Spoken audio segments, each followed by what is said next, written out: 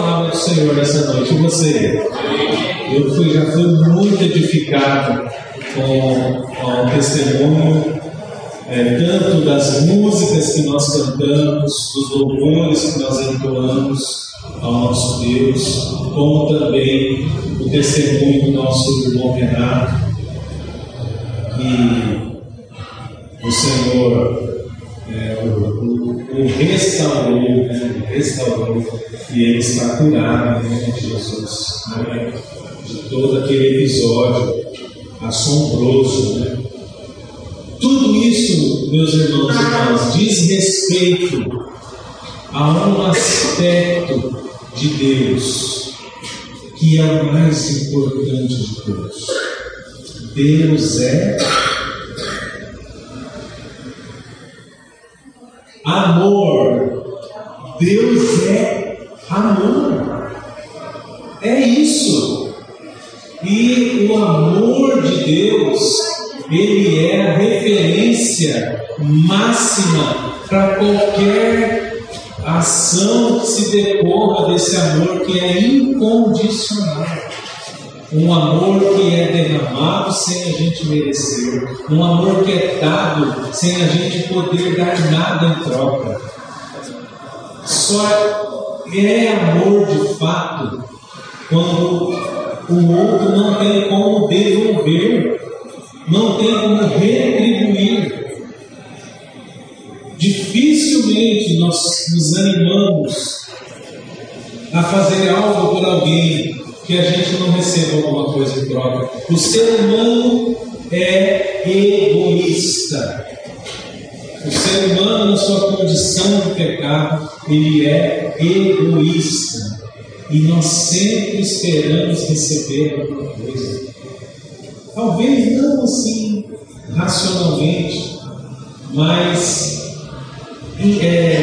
inconscientemente a gente fica esperando algum reconhecimento.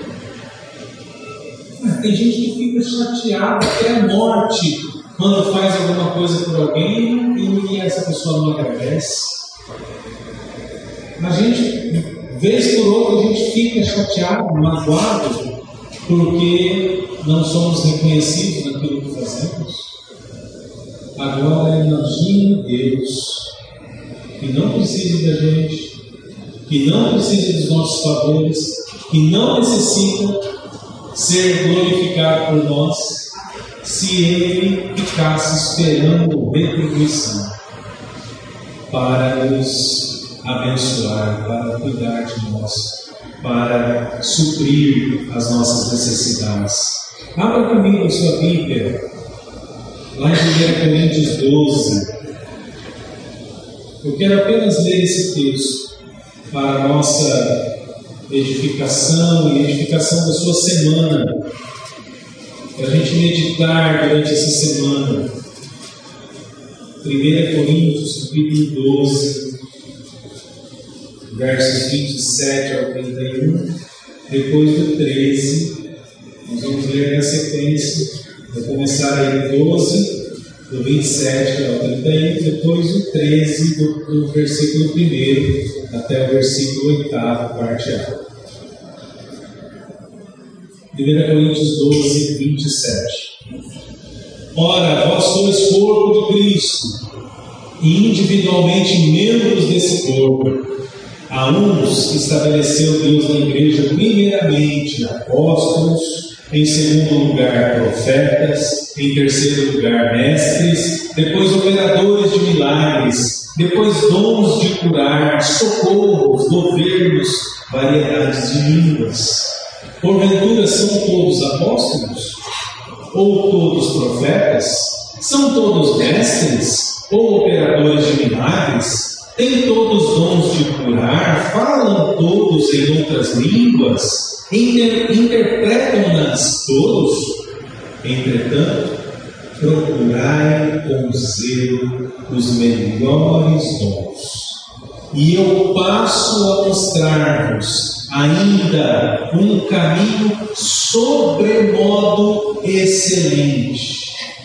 E aí ele entra no 13 dizendo o seguinte: ainda que eu fale a línguas dos homens e dos anjos, Se não tiver amor, serei como bronze que soa e como símbolo que retina. Ainda que eu tenha o dom de profetizar e conheça todos os mistérios e toda a ciência, ainda que eu tenha tamanha fé a ponto de transportar montes, se não tiver amor, nada serei. E ainda que eu distribua todos os meus bens entre os pobres, e ainda que eu entregue o meu corpo para ser queimado, se não tiver amor, nada disso me aproveitará. O amor é paciente, é benigno. O amor não arde em ciúmes, não se ufana, não se ensoberbece, não se conduz inconvenientemente, não procura os seus interesses, não se exaspera, não se ressente do mal, não se alegra com a injustiça, mas regozija-se com a verdade. Tudo sofre, tudo crê, tudo espera, tudo suporta. O amor jamais até aqui. Senhor, nós nos colocamos diante da Tua palavra e pedimos agora que essa palavra, que é viva e eficaz, possa encontrar lugar no nosso coração, na nossa vida e nos transforme, em nome de Jesus. Amém. Amados, o que o apóstolo Paulo está nos dizendo é que de tudo o que a gente pode desfrutar no reino de Deus, a base para que qualquer dom, qualquer ministério, qualquer serviço, qualquer atitude dentro da perspectiva do reino de Deus tem que ser lançada a partir da plataforma do amor. O amor é o pressuposto para que eu e você possamos viver a vida cristã do jeito que ela é. Nós podemos continuar nos enganando e nos convencendo que somos cristãos porque praticamos algumas coisas que são próprias do cristianismo. Mas, se nós não tivermos amor para fazermos essas coisas, para vivermos dessa maneira, nós não estaremos vivendo o cristianismo de fato. Nós não estaremos sendo reconhecidos por Deus como um homem de fé e uma mulher de fé. Nós corremos o risco de chegarmos no dia final e o Senhor olhar para nós e dizer assim: eu não te conheço, porque eu não vejo amor na sua vida. Não nos conheço.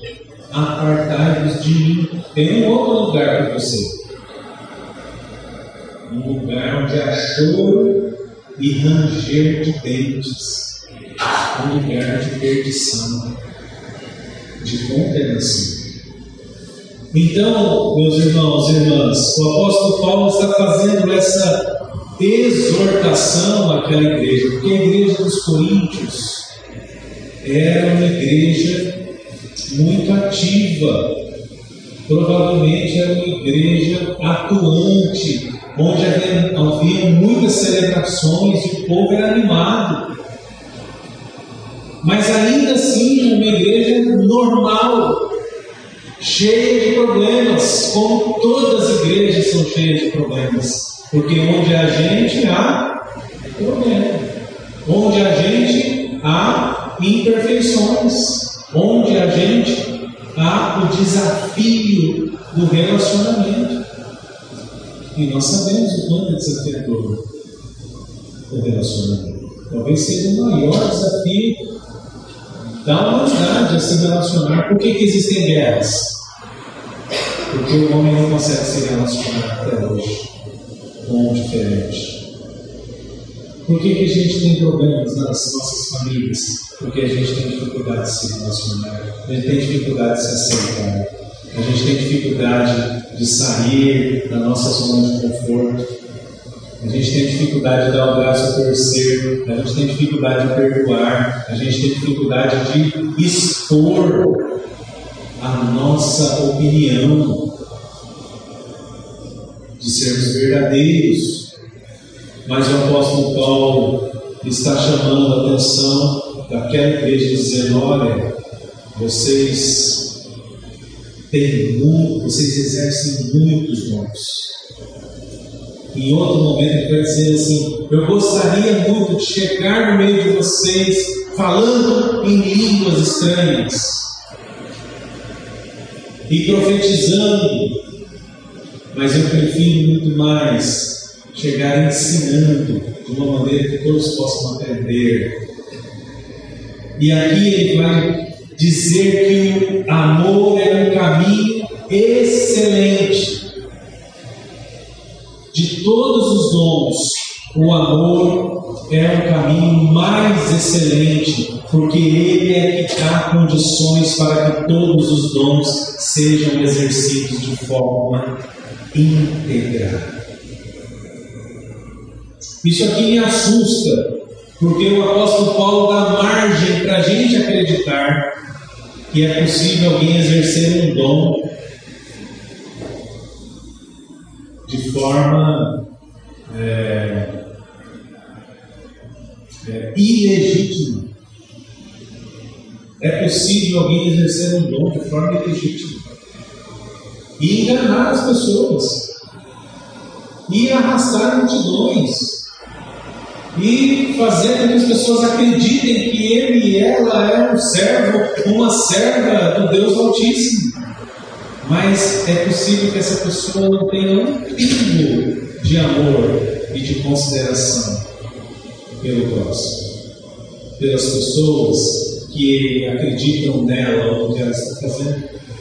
Por isso é que o próprio Senhor Jesus alertou que nós teríamos entre nós muitos falsos profetas, muitos lobos em pele de cordeiro. Se Jesus disse isso, é porque é possível que haja lobos em pele de cordeiro, mas que estão interessados não no cuidado das ovelhas, mas na carne das ovelhas, na pele das ovelhas, no lucro que as ovelhas podem dar.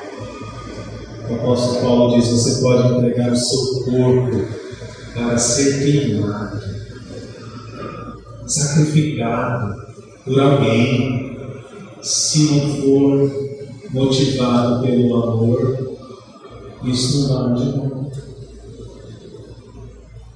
Você pode doar os seus bens, distribuir os seus bens, mas se não tiver amor, isso também não vale de nada. Não vai ser contabilizado lá no tesouro celestial.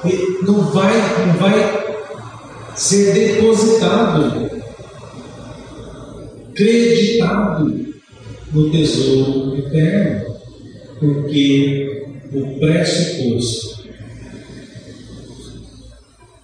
a motivação tem que ser o amor. Paulo mostra que as mais belas atitudes de generosidade e espiritualidade, para de fato atingir o propósito desejado e promover o devido crescimento na vida de quem a realiza, devem ser precedidas e motivadas pelo dom do amor.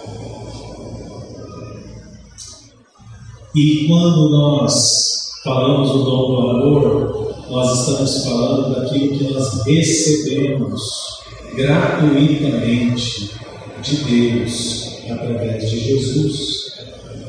Então nós não estamos falando de uma capacidade humana, nós estamos falando de um dom que é possível ser vivenciado na vida de alguém que encontrou a Cristo e que por isso agora é morada do Espírito Santo, morada do Espírito de Deus, que capacita essa pessoa a amar. Nós não estamos falando de amor como um sentimento que um dia a gente está afim e outro dia não. Eu não senti de Deus que eu devo amar essa pessoa, ou eu não senti de Deus que eu devo perdoar. Esse sentir de Deus não é bíblico, viu, gente? Não está na Bíblia esse negócio. A palavra do Senhor diz que nós temos que amar e que nós temos que perdoar se de fato somos do Senhor. Só o amor pode tornar o nosso ministério e a nossa vida cristã autêntica, verdadeira. Só o amor pode fazer com que as pessoas enxerguem o Cristo nas nossas vidas. Só o amor. Uma roupa comportada não faz isso. Bons hábitos não fazem isso. Um discurso afiado não faz isso. Somente a presença real e verdadeira do amor de Cristo nas nossas vidas é que pode fazer com que Cristo seja visto em nós. Se o amor de Cristo na sua vida cristã, se o amor de Cristo não estiver na sua vida cristã, você é uma fraude. Eu e você, se não tivermos o amor de Cristo e nos apresentarmos como cristãos e nos convencermos que somos cristãos, nós somos uma fraude. Porque quando alguém vier até nós com sede espiritual, a gente não vai ter o que dar. Se vier até nós com fome, nós não vamos ter comida. Os irmãos entendem isso? Porque quando eu falo que eu tenho o amor de Deus, eu estou dizendo que eu sou uma fonte. Quando eu falo que eu tenho o amor de Deus, eu estou dizendo que eu sou uma casa de pão, uma padaria. Se eu falo e afirmo que eu tenho o amor de Deus, eu tenho que ter o que dar para o meu próximo para saciar a sua sede e saciar a sua fome. Vamos fazer um teste para saber se possuímos o amor ou se ao menos já estamos no caminho certo. Paulo lista vários aspectos aqui desse amor, várias facetas desse amor de Deus. Eu quero rapidamente passar por elas e dar sequência à nossa liturgia. O amor começa por onde? O amor é paciente. O amor é paciente. Será que você tem o amor de Deus? O amor é benigno. Benigno é ao contrário de maligno. As nossas atitudes, elas expressam benignidade ou malignidade? A gente é bom ou a gente é mau? Quando eu olho para o meu irmão, o pensamento que vem na minha mente, ele é bom ou ele é mau? Não vou nem dizer a palavra que sai da nossa boca, porque muitas vezes a gente é tão habilidoso que a gente é capaz de a gente falar uma coisa pensando em outra.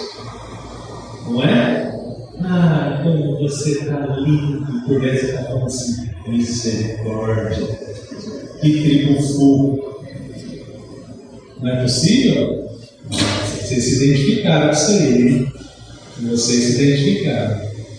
É possível a falsidade, né? Nos revestirmos de falsidade. Mas a palavra do Senhor está dizendo que quem tem o amor de Deus é benigno. É benigno. Tem um outro olhar. Não é ciumento. Não se ufana, ou seja, não se vangloria. Não se acha melhor que o outro. Não se acha mais merecedor do que o outro. Não é convencido. Quem tem o amor de Deus não se ensoberbece. Não é soberbo. E a soberba tem a ver com ter a última palavra, ou às vezes ter a primeira palavra, aquela que julga, que rotula alguém ou alguma atitude. Tem gente que gosta de ser o primeiro a dar uma má notícia. Conhece alguém assim? Que quer ser o primeiro a dar uma má notícia. E muitas vezes não é porque quer veicular uma informação, mas é porque de alguma maneira fica feliz, tem prazer em ver algum tipo de tragédia. É esquisito isso, né, gente? O ser humano é assim. O ser humano é assim. Não é inconveniente. Não age, né, inconvenientemente. Não é inconveniente. O amor de Deus não é inconveniente. Não é egoísta. Dá lugar para o outro. Dá espaço. Ouve. Tenta perceber a necessidade, mesmo que seja numa situação difícil, gente, uma situação tensa, a gente precisa se enxergar a nós mesmos e ao próximo. Não é fácil para ninguém viver. Isso não justifica os nossos atos ruins, né? As nossas trabalhadas. Mas a gente precisa entender que o outro é gente também. E que ele tem dias ruins. Tem dor de cabeça. Toma Dorflex de vez em quando. Né? Fica ansioso por causa do boleto. A gente tem que dar essa oportunidade para as outras pessoas. Para a gente não achar que estamos sozinhos nesse mundo e que todo mundo tem que nos servir e que tudo tem que dar certo para que eu seja feliz. O amor não se exaspera, ou seja, não é exagerado, é proporcional, é contido, é comportado. A minha mãe, como está aqui hoje, ela sempre repetiu a vida toda: meu filho, tudo demais é veneno. Tudo demais é veneno. É coisa boa. Demais é veneno. É exagero. Não é mesmo?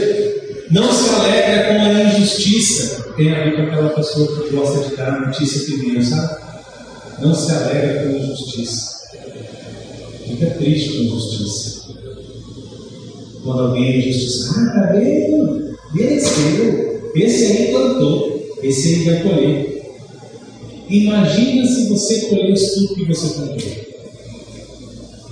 Eu já parei de acreditar na lei da semeadura, sabe? A graça de Deus bagunçou esse negócio, cara. Porque se a lei da semeadura fosse realmente preto no branco, eu estava perdido, você também. Porque o problema não é o que a gente planta, o problema é o que a gente deixa de plantar. O meu problema, o seu problema não é a quantidade de pecado que a gente comete com os nossos atos, mas é a quantidade de obediência que a gente não pratica. É a quantidade de vezes que a gente se omite. É a quantidade de vezes que a gente não faz o que deveria fazer. É a quantidade de vezes que a gente ignora a vontade de Deus para fazer a nossa vontade. Imagina Deus olhando para mim, Deus olhando para você, e a expectativa que Ele tem de mim, de você, o quanto eu estou aquém daquilo que Deus planejou para a minha vida, o quanto você está aquém daquilo que Deus planejou para a sua vida, daquilo que Deus espera de você e de mim. O amor não se alegra, ou melhor, se alegra com a verdade, se regozija com a verdade. Quando a verdade prevalece, o amor se deleita, o amor se satisfaz com a verdade, o amor tudo sofre.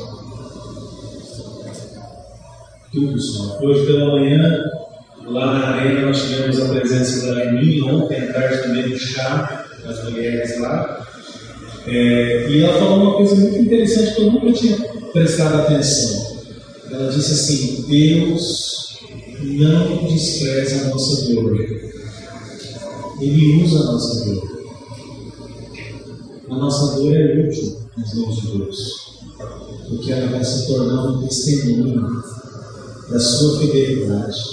A nossa dor, a nossa história, as dores que a gente tem na nossa história vão se tornar um testemunho. A gente tem que procurar saber qual é o propósito de Deus para que Ele tenha permitido que a gente passe por aquela dor.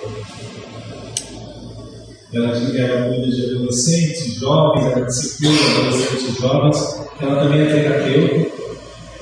E ela disse que uma vez um menino veio e contou para ela a história da família dele, e é uma família destroçada. Porque ela disse: você deve ser muito forte mesmo, muito grande para a tua vida, para te colocar numa família dessa. Deus tem coisa muito grande para você. Então depende de como a gente olha a situação. Mas o apóstolo Paulo está dizendo: o amor tudo sofre. Amar não vai sofrer, está enganado.